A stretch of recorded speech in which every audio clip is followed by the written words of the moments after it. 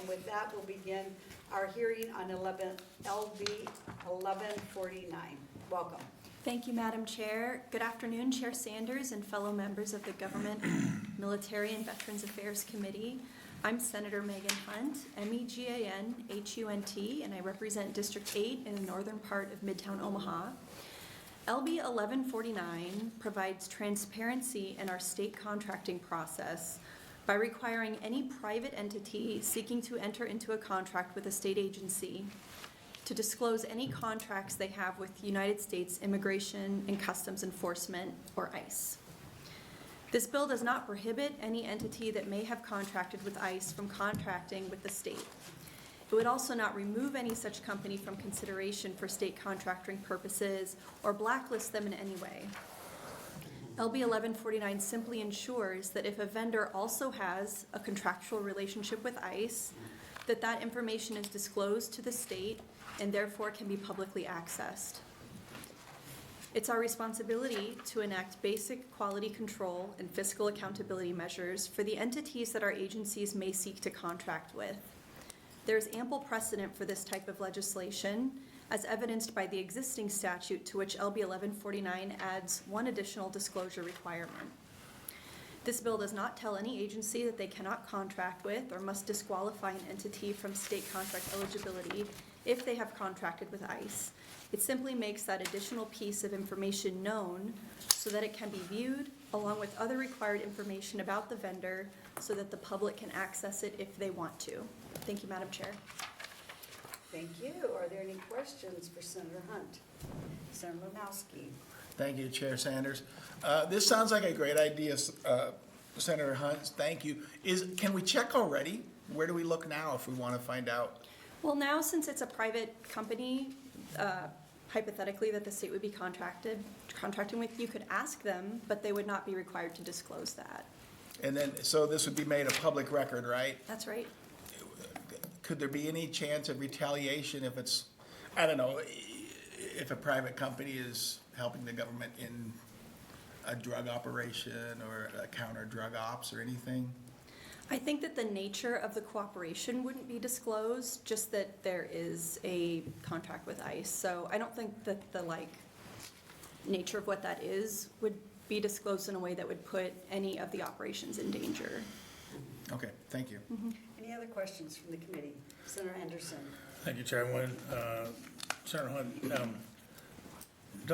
since ICE is part of a federal agency, right, the part of DHS, as I believe, don't they already publish their contracts that they have now as a federal agency? I'm not sure. Okay, I would think that they would. I don't think that it's very transparent. And I think that, even if they do, I'm looking at my, okay, we're gonna go with, that's something good for close, but, That's fine. even if they do, I hope they do, let's say they do, having this in statute would still increase transparency and it would make it easier for Nebraskans to access that information.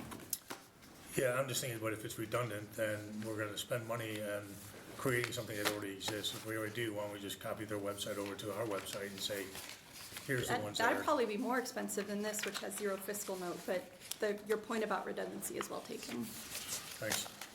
Any other questions for Senator Hunt? Seeing none? Thank you. Thank you very much.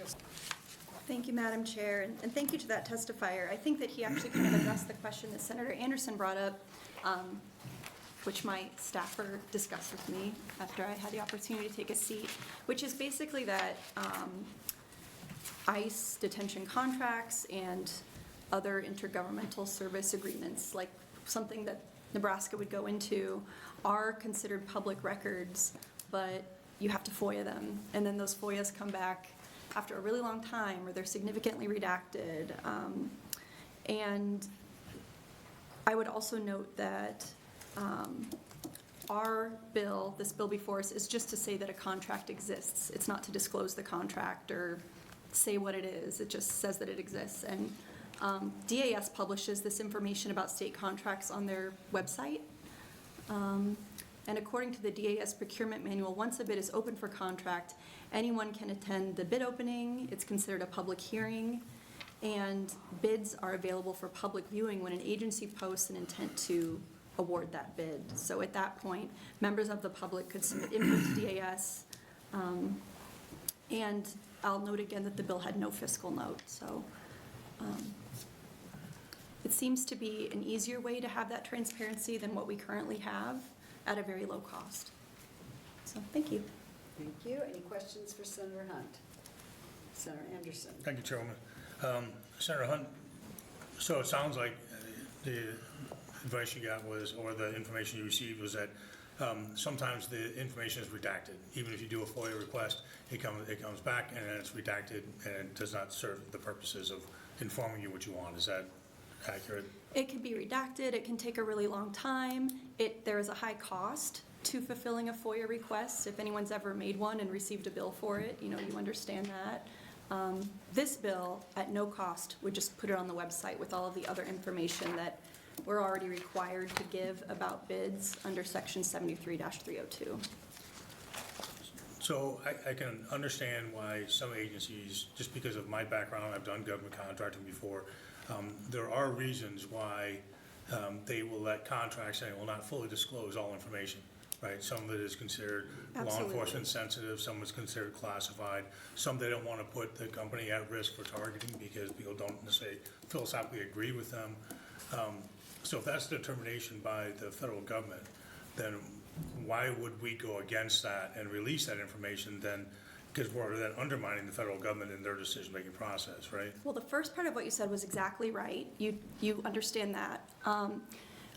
What you're mistaken about is that all this bill says is that there is a contract. It doesn't say what the nature of it is. It doesn't say the nature of the stuff that you could get from a FOIA.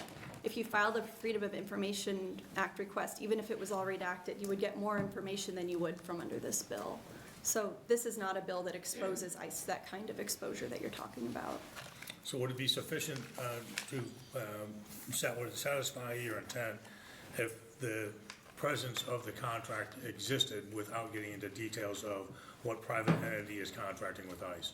Just saying, company ABC out of Grand Island has a contract with ICE. Is that sufficient for what your intent is? That is what the bill says, sir. Okay. Thank you. Okay. Any other questions for Senator Hunt? See none? Thank you. Thank you very much. Have a good weekend.